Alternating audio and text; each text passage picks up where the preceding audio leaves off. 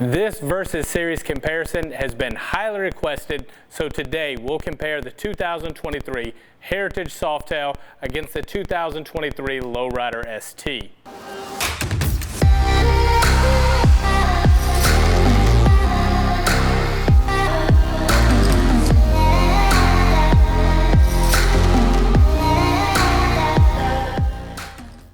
What's going on, guys? I'm Blair Snipes. Welcome back to the channel. So I personally didn't think this was something that needed to be done, but I am constantly asked about comparing these two bikes side by side.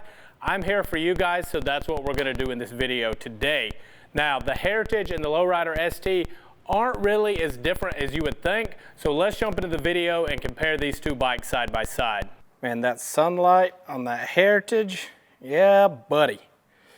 But as most of you know, this is my absolute favorite bike Harley Davidson has ever produced. But just look at that.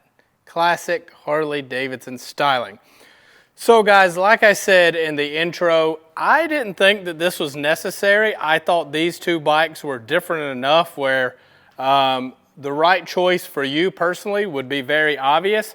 But I'm not normally a spec guy, but I figured, well, I need to have my ducks in a row for this one because it was so highly requested and I need to be a little bit better about sharing the specs.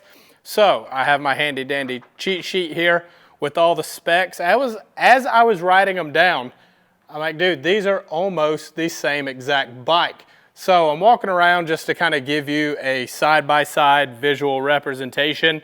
Visually, in my opinion, two very, very different looking bikes, but both good looking nonetheless. Let's jump into these specs really quickly though, because I think you'll be surprised. So, starting MSRP for both motorcycles, $22,200. Kind of surprised by that.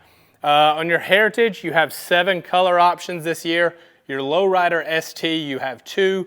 It was the same thing last year, except you had gray and black. Now you have black, and you have this white here, which in the sun is not doing it justice, but it is an amazing white color. Your seat height is going to be 27 inches on the Lowrider, 26.3 on the Heritage. So a little bit of difference there, but still pretty close. Rake on the Heritage is 30. Rake on your Lowrider ST is 28. Trail is 5.5, whereas this one we're at 5.7. So on your Heritage, 728 pounds running order weight. So with oil, gas, all that good stuff in it. On the Lowrider ST, 721. So 7 pounds difference in this motorcycle. Now I have a good bit of experience with both of these bikes, and if I had to tell you which one was heavier, just guessing, I would not have been able to do it, and I guess that's why, because they are almost identical. And last up, so I am going to point out the differences in the saddlebags, but I probably won't remember these numbers. So on your Heritage, you have 1.5 cubic feet of storage in these saddlebags. Again, I'll open them, show you guys the differences. On your Lowrider ST, you have 1.9. So a decent amount more on the Lowrider ST, which visually I think you could notice. After that, I see why so many people are saying, hey, can you compare the Heritage and the Lowrider ST. Now, let's start by talking engine. 114 M8 on the Heritage, 117 M8 on the Lowrider ST. Now, the problem is the 117 is absolutely a beast. Even bone stock, this thing is really quick, really responsive. You open it up with some exhaust and a tuner, and you've definitely got yourself a really fast motorcycle. The problem lies in that the 114 is not that far behind it. If you were to take these two bikes out and run them side by side, the Lowrider ST is going to drag this thing all day. But that's not to say that this 114 is weak, underpowered, slow, or anything like that. So what I want to convey is that this is still a really good engine making really good power, but you're going to get just a little bit more out of that 117. Now, like I said in the beginning, this Heritage is just classic Harley Davidson styling. So with that, you get the windshield. Now, the windshield can pop off, no tools required. You just pull it back towards you and lift it up. These rubber grommets here, kind of the only things holding it on. Now when I say it like that, it sounds bad, but the windshield doesn't move, it doesn't vibrate. I mean, even in, you know, triple digit speeds, that windshield is solid, it's secure, it's not going anywhere. It is not secure from theft, however. As easily as you could lift it up and take it off your bike, so can someone else. They do make locks to prevent that, but it doesn't come with anything like that. Now you can pull this off and have this, you know, a cleaner, better looking bike, in my opinion. I like the Heritage with no windshield, but it does serve its purpose. Your Lowrider ST, not going to be the case. That is a fixed fairing. It is made for this bike. This bike is not made to run without the fairing. Mechanically it would just look terrible, and then the bracket that mounts the headlight and all that stuff is just not going to work. You can, however, get it in the Lowrider S if you don't like the fairing, and then you just have the normal little cowl that comes on the front right there. Little baby fairing, does nothing for the wind, but helps the looks of the bike just a little bit. So as far as wind protection, you have more with the fairing. I mean, that's just a given. You have more material between you and the wind. It's clearly going to block more wind. Now, I just felt like the people that like this classic styling are not going to like this, but when I step back and look at the Lowrider ST, it kind of is classic Harley Davidson. I mean, it was created kind of around that FXRT bike, which is a classic Harley Davidson. So, classic styling doesn't just mean this style. It could also be this. Now, while we're at the front of these bikes, let's talk suspension, because this is where I think the Lowrider ST has a huge advantage, and that's that it has an inverted front end, and you also see you have dual disc front brakes, whereas on your Heritage you do not have the inverted front end. It's the traditional, which I think is a dated technology. You also have this single disc brake. Not a huge issue, guys, but dual disc always does give you a little bit more stopping power. Now, one of the things that gives the Heritage that classic Harley styling is these passing lamps that are on the side. So you have a ton of lighting on the front of this Heritage, whereas on your Lowrider ST, you just have this one small headlight, and then you've got your running lights and blinkers here. So if lights are important to you, you're gonna have to get creative on mounting them on this bike. You'll have to put an engine guard or something and mount some more lights on there, or you go with the Heritage. Now, back behind the fairing or windshield, if we're talking Heritage, you have some different handlebars. You also have a different gauge.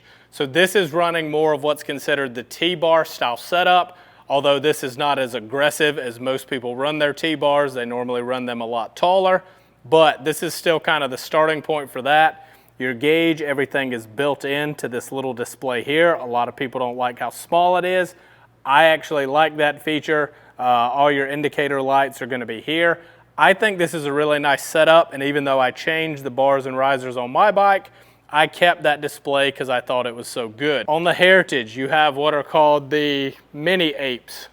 You also will have a more traditional style gauge in that your miles per hour is analog, and you do have digital down here that's going to display about all the same information as the Lowrider ST, just you get a little bit more. Again, classic styling, and I'm going to try my best to not say classic styling anymore.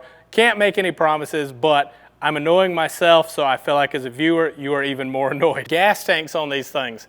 Both of these bikes are going to be running a 5-gallon gas tank, so unless you move up to Harley Davidson's touring models, which are 6, this is going to be the biggest gas tanks they offer on these Softails. I have the Softail standard. Mine is 3.1 or 3.2, and it's small, guys. I have to stop a good bit for gas. Granted, I'm riding it pretty hard and burning it pretty fast, but it's still a lot of stops. So if you're going to be doing longer distance, either of these two bikes are going to be great for that because of that big fuel capacity. Now let's talk seating, or let's talk lack thereof. So Lowrider ST solo seat, no passenger seat, as well as no passenger pegs. You do have the ability to put both of those on there, but you're going to spend your own money to do so. Whereas on the Heritage, you do have the passenger pillion, which can also be removed if you want that cleaner look with the solo seat.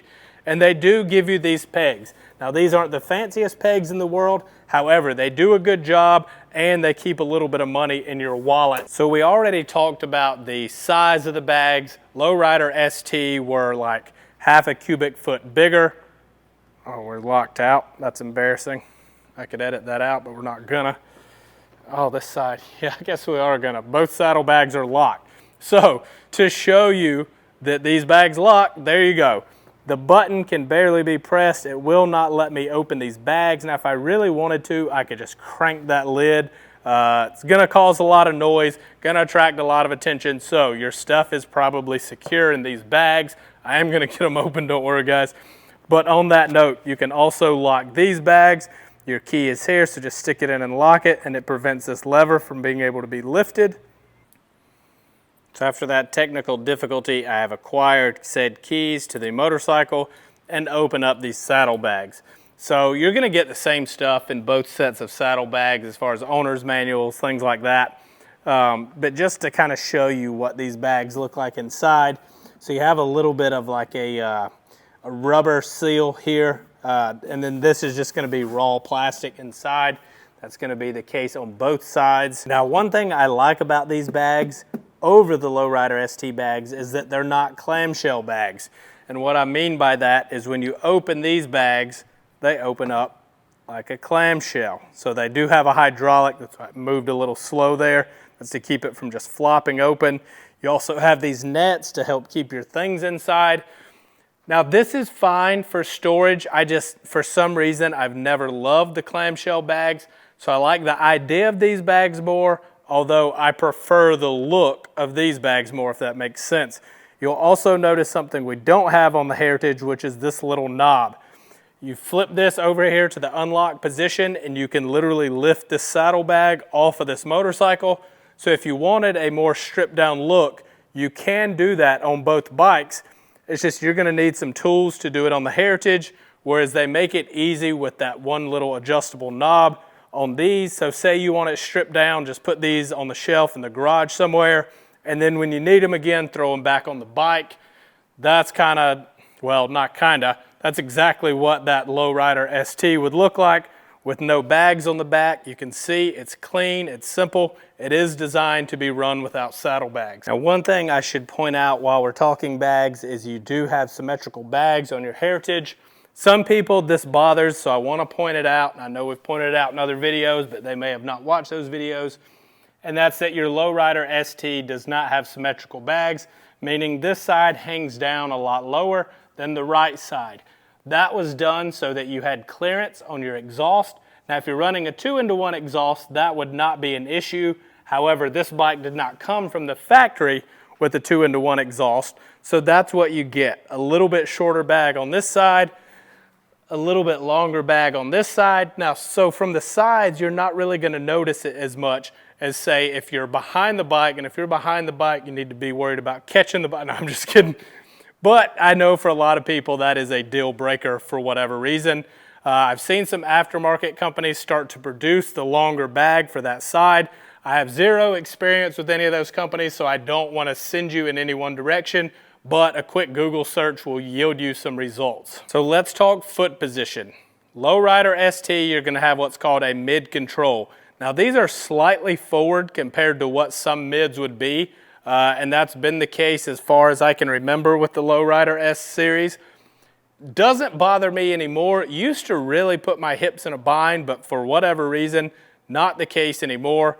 So you're gonna have mid controls and pegs, whereas on your Heritage, you'll have forward controls and floorboards. So just a little nicer to put your feet on over long rides, but it is a different riding position. So let's talk about that. If you're going to be riding more aggressively, throwing this bike into corners and stuff, I think the Lowrider ST is your best bet, and that's because it has those mid controls, it has that inverted front end. So if you really want to push a bike to its limits, definitely go towards that Lowrider ST.